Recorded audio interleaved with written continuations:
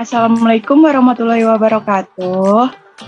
Halo teman-teman, di sini kami akan membahas tentang sila keempat Pancasila. Kami dari Prodi Kesejahteraan Sosial yang beranggotakan 4 orang.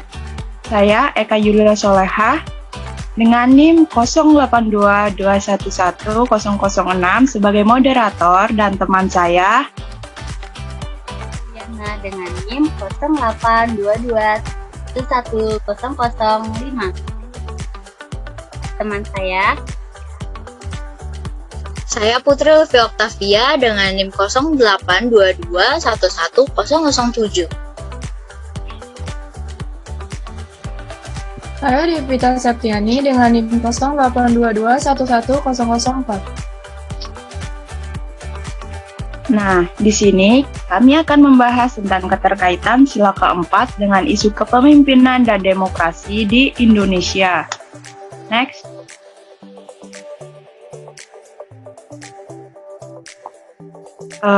Teman-teman tahu kan bunyi sila keempat? Nah, sila keempat yaitu kerakyatan yang dipimpin oleh hikmat kebijaksanaan dalam permusyawaratan perwakilan.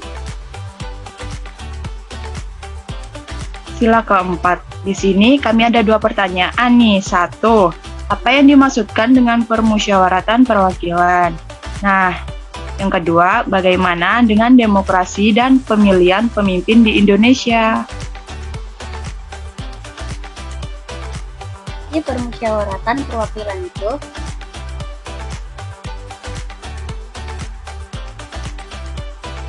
permusyawaratan dan perwakilan nilai dalam sila keempat mengandung makna suatu pemerintahan dari rakyat, oleh rakyat, dan untuk rakyat dengan cara bermusyawarah mufakat melalui lembaga-lembaga perwakilan.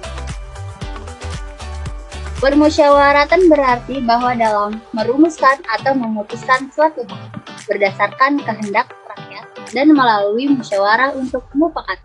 Perwakilan berarti suatu tata cara mengusahakan turut sertanya rakyat mengambil bagian dalam kehidupan bernegara.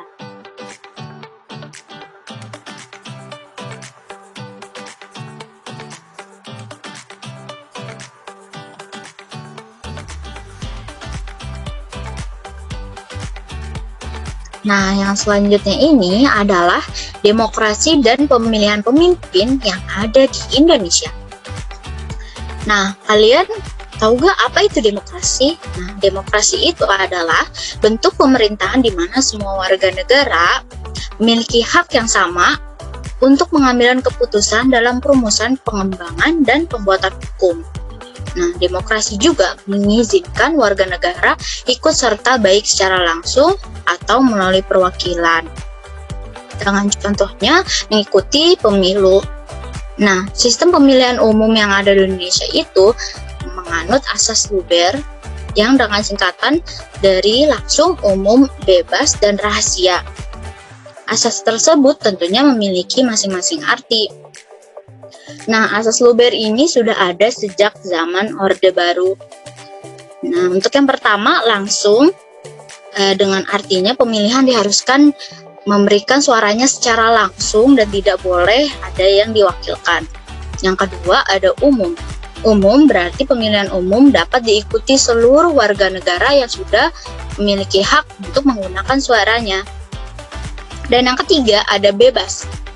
Bebas berarti maksudnya itu pemilihan diharuskan memberikan suaranya tanpa ada paksaan. Jadi dia boleh memilih dengan bebas pilihan yang dia pilih. Nah, yang keempat ada rahasia. Berarti suara yang diberikan tersebut tidak akan diketahui oleh siapapun karena dapat dirahasiakan. Nah, tersebut sudah diperbarui nih di era reformasi, era sekarang dengan jurdil yang artinya jujur dan adil. Nah, asas tersebut jujur dan adil memiliki arti juga. Dan jujur, yang pertama jujur mengandung arti bahwa pemilihan umum harus dilaksanakan sesuai dengan kejujuran dan tidak ada paksaan sama sekali. Ada yang terakhir, ada adil. Nah, adil tersebut adalah perlakuan yang sama terhadap peserta pemilu lainnya, tidak ada diskriminasi ataupun pengistimewaan terhadap pihak tertentu. Nah, next untuk slide selanjutnya. Selanjutnya ada macam-macam demokrasi di Indonesia. Nah, kita tahu demokrasi yang terjadi di era sekarang atau demokrasi Pancasila era reformasi 1999 hingga sekarang, itulah yang terjadi untuk yang era reformasi hingga sekarang. Nah, tetapi ada demokrasi sebelum-sebelumnya. Yang pertama ada demokrasi parlementer dari tahun 1945 hingga 1959.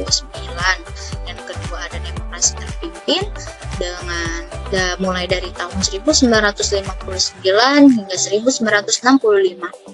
Dan yang ketiga ada demokrasi Pancasila era Orde Baru, di mana era Orde Baru terciptalah asas Luber yang tadi. Nah, tahun tersebut dimulai dari 1966 hingga 1998. Nah, demokrasi Pancasila era reformasi tersebut, nah setelah Orde Baru berakhir, era reformasi inilah ya dimulai di mana Indonesia mulai memasuki era tersebut, di mana pemerintah mulai menjalankan demokrasi dengan menyuburkan demokrasi kembali di Indonesia dengan jalan kebebasan pers dan kebebasan berbicara. Keduanya dapat berfungsi sebagai check and balance serta memberikan kritik. Nah, hal tersebut memberikan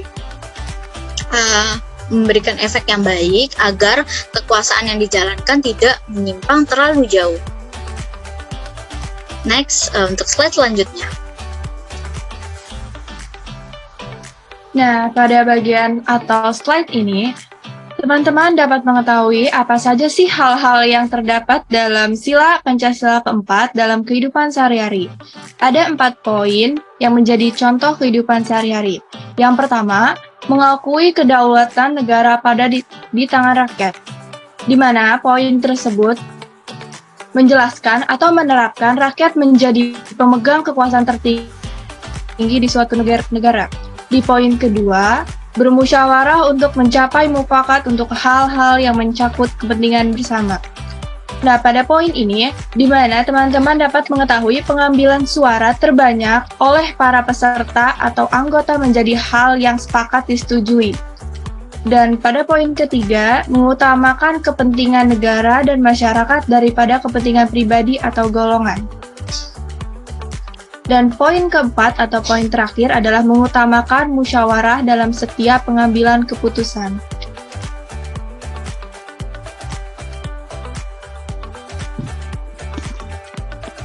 Nah, berikut adalah penjelasan tentang keterkaitan sila keempat dengan konsep demokrasi.